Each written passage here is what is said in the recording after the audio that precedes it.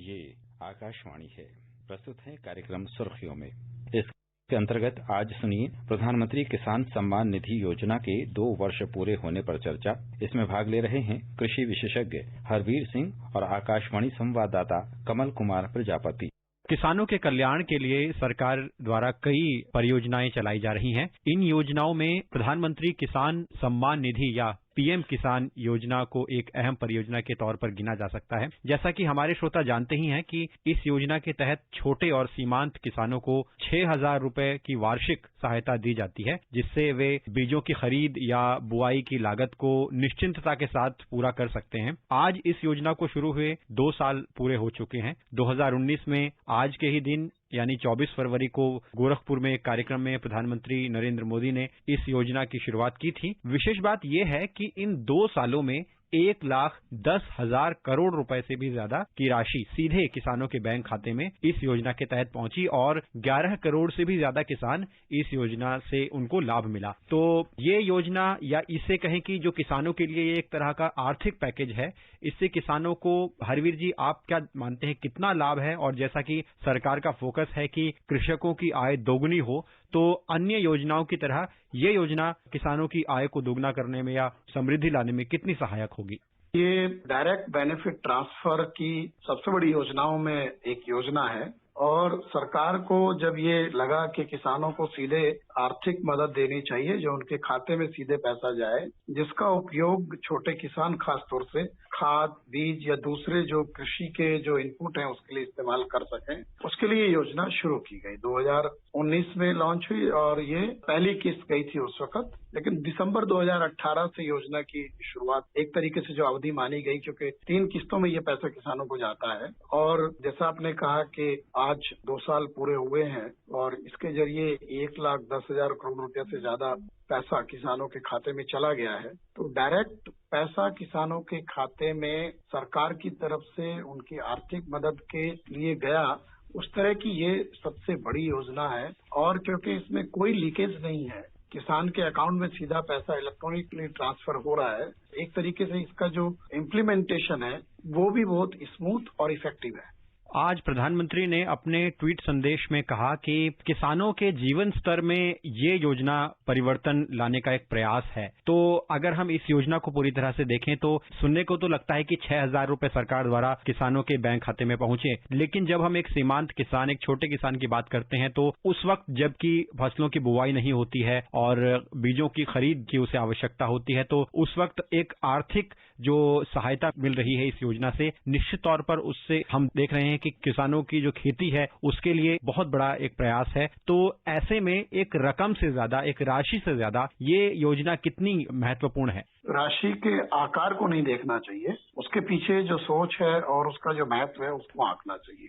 हमारे करीब 14.5 करोड़ जो है देश में किसान है, जोत है जिनके नाम में, उसमें से 85% से ज्यादा किसान ऐसे हैं जो कि लघु और सीमांत किसान हैं। इसमें बहुत बड़ी तादाद ऐसे किसानों की है जिनके पास 1 एकड़ से भी कम जमीन है। तो ऐसे किसान के लिए जरूरत के समय पैसा पहुंचना, और देखिए उनकी जो जरूरत होती है खाद की, बीज की, खासतौर से बुआई के वक्त, उसमें ये पैसा उसकी मदद करने में कारगर है।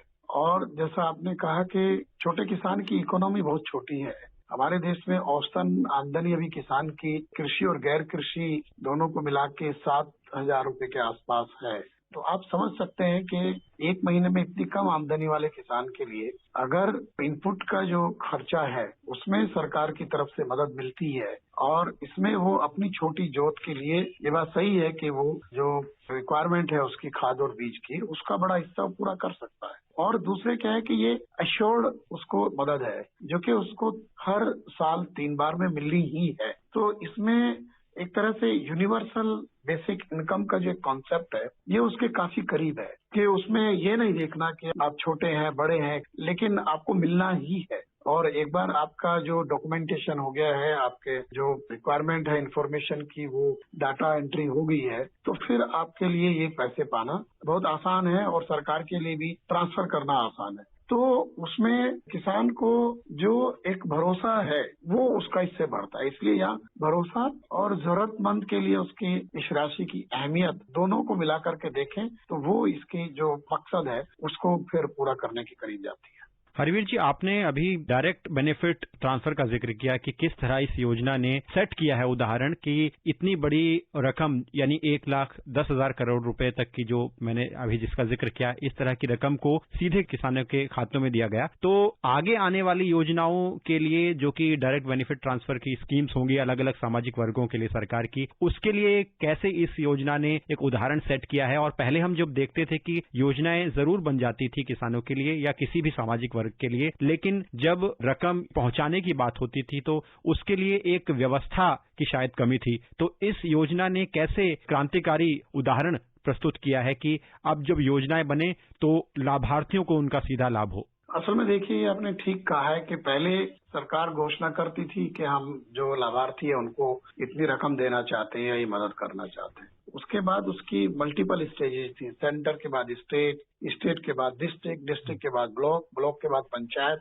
और उसमें क्या है कि इतना घालमेल था कि मदद करनी है जिसको, उसके पास ये पैसा या तो पहुंचता नहीं था या उसमें बिचौलिए काफी सारा बड़ा हिस्सा हड़प कर जाते थे। तो ऐसे में जो डिजिटल प्रोसेस है उसने इस लीकेज को खत्म किया और जो तादाद है इतनी बड़ी, उसने एक कॉन्फिडेंस बिल्डिंग एक्सरसाइज का काम किया। अगर आप देखो कि ये योजना जब शुरू होती है 2 साल पहले, अनफॉर्चुनेटली उसके बाद एक दौर आया कोविड का। कोविड महामारी बहुत बुरी थी और पूरा देश लॉकडाउन और उन सब परिस्थितियों से गुजरा। तो उस वक्त सरकार को गरीब लोगों को मदद करनी थी सीधे ट्रांसफर के लिए, और उसमें खास तौर से गरीब महिलाओं के खातों में पैसा गया। तो पहले से ट्राइड एंड टेस्टेड जो आपके पास एक तरीका था उसका उपयोग हुआ और वहां पर पैसा पहुंचा बैंक खातों में। लेकिन इसके पीछे हमें ये भी देखना चाहिए कि जो बैंक खाते खोले गए जीरो बैलेंस वाले, उसके लिए जो मैसिव कैंपेन हुआ, क्योंकि इस तरह की एक्सरसाइज को आप तभी इम्प्लीमेंट कर सकते हैं जब उसके लिए आपका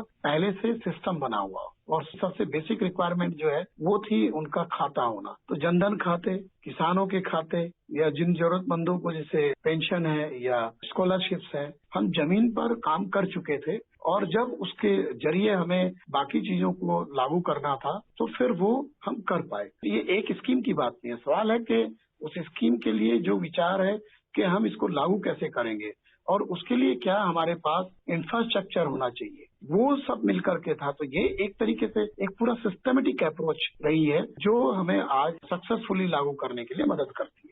एक और बड़ी अहम बात इस योजना के बाद हुई है वो ये कि इस योजना को जब लागू किया गया और किसानों के खाते में पैसा पहुंचा तो सरकार के पास एक बहुत अच्छा खासा डेटा पहुंचा कि देश में छोटे किसान कितने हैं, सीमांत किसान कितने हैं, उनको योजनाओं की आवश्यकता है तो उन योजनाओं को उन तक कैसे पहुंचाया जाए। और जो वर्तमान में सरकार की कई योजनाएं चल रही हैं, चाहे वो सिंचाई व्यवस्था को लेकर हो या किसानों को तकनीक उपलब्ध करवाने के लिए योजनाएं हो या फसलों में बाजार किसानों को मिले उनकी योजना हो और सॉइल हेल्थ कार्ड जैसी योजनाएं हो, तो जो किसानों को लेकर सरकार का ये कदम है, इनको किसानों तक पहुंचाने में पीएम किसान योजना के इस डेटा से, इस पूरे स्ट्रक्चर से कैसे मदद मिलेगी आगे जो दूसरी योजनाएं हैं उनमें? डेटा जो है वो नई पूंजी है, वो रिसोर्स है एक तरीके का। डेटा हमारे पास होगा तो हम उस डेटा को अपने सामने रखकर योजनाएं बना सकते हैं, उन लोगों तक पहुंच सकते हैं जिनको हमें उनके लिए योजनाएं बनानी है और लागू कर सकते हैं। और इसमें किसानों का डाटा अपडेट हुआ, क्योंकि हमारे यहाँ जो एग्रीकल्चर सेंसस होती है उसमें टाइम लगता है और खासतौर से कृषि के मामलों में ताजा आंकड़ों की बहुत भारी कमी है।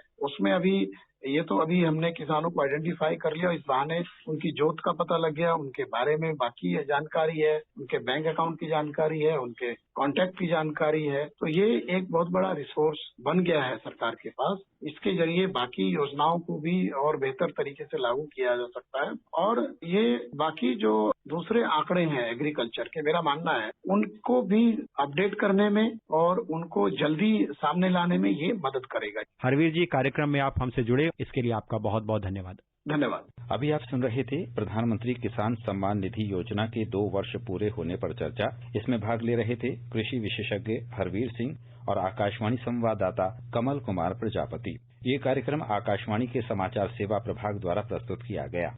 इसे आप हमारे mobile app news on AIR पर भी सुन सकते हैं। इस कार्यक्रम के संबंध में अपनी प्रतिक्रिया आप हमें ईमेल कर सकते हैं। पता है airnsttalks@gmail.com। ये कार्यक्रम फिर से सुनने के लिए लॉग ऑन करें हमारी वेबसाइट newsonair.com।